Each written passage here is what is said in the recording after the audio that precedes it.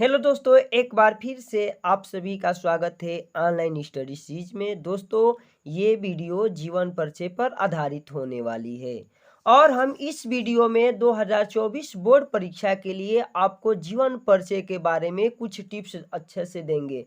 सबसे पहला है कि जीवन परिचय हमें कैसे लिखना है ताकि हमारा नंबर न कटे। जीवन परिचय कितने पेज में लिखना है, जीवन परिचय लिखते समय क्या क्या हेडिंग लगाना है, जीवन परिचय लिखते समय क्या क्या सावधानियां बरतनी है, इन सब बातों को हमें इस वीडियो में आपको समझाना है। ठीक है, सबसे पहले हम एक जीवन परिचय लिख रखे हैं जिनका नाम है आचार्य रामचंद्र शुक्ल। आचार्य रामचंद्र शुक्ल का जीवन परिचय हम लिख रखे हैं। आपको एक एक करके एकदम बारीक तरीके से आपको बताएंगे। सबसे पहले हमें हेडिंग लगाना है जीवन परिचय। अब जीवन परिचय जब हेडिंग लगाएंगे तो उनके बारे में जो भी मुख्य बात आप जानते हैं, सबसे पहले उन बातों को लिखना है। और देखिए, सबसे पहले लिखेंगे श्री आचार्य रामचंद्र शुक्ल का जन्म सन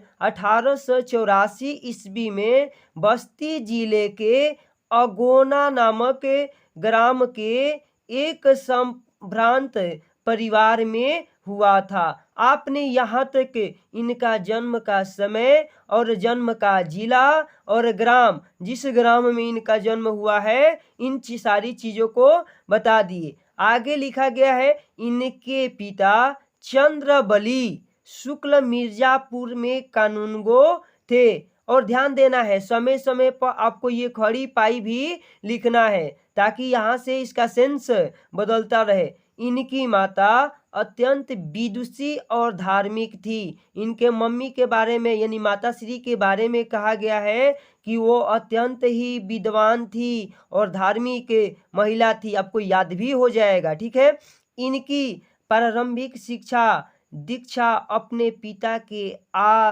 पिता के पास जिले की राठ तहसील में हुई थी। इनकी शिक्षा कहाँ हुई थी? तो जिले के राठ तहसील में, यानी कि जिला तो बस्ती था और बस्ती के राठ तहसील का नाम है, यहीं पर हुई थी। और इन्होंने मिशन स्कूल से 10वीं की परीक्षा उत्तीर्ण की। 10वीं की परीक्षा कहाँ से उत्तीर्ण की?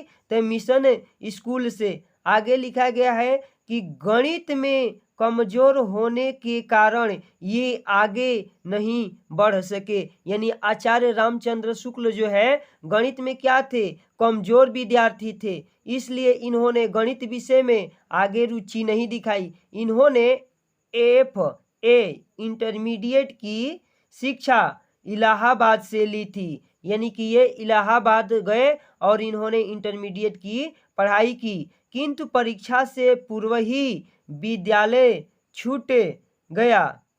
परीक्षा से पूर्व ही इनका विद्यालय क्या हो गया? छूट गया। इन्होंने मिर्जापुर न्यायालय में नौकरी की और बाद में ये मिर्जापुर मिशन स्कूल में चित्रकला के अध्यापक हो गए। मिर्जापुर स्कूल में ही क्या हो गए? चित्रकला के अध्यापक हो गए। इन्होंने अनेक कहानी, कविता, निबंध, नाटक आदि की रचना की।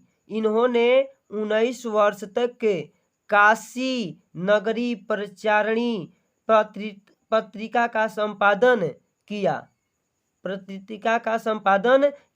इस बात को हमें क्या करना है, यहाँ ध्यान देना है कि पूछ भी देता है 1 नंबर में कि काशी नागरी प्रचारणी पत्रिका का संपादन किसने किया? तो आचार्य रामचंद्र शुक्ल ने।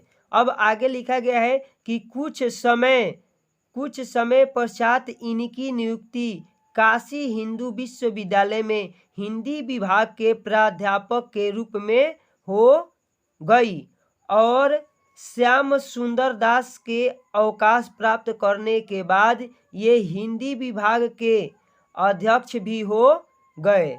बाद में ये क्या हो गए? हिंदी विभाग के अध्यक्ष हो गए। हिंदी का यह दिग्गज साहित्यकार सन 1941 ईस्वी में स्वर्गवासी हो गया।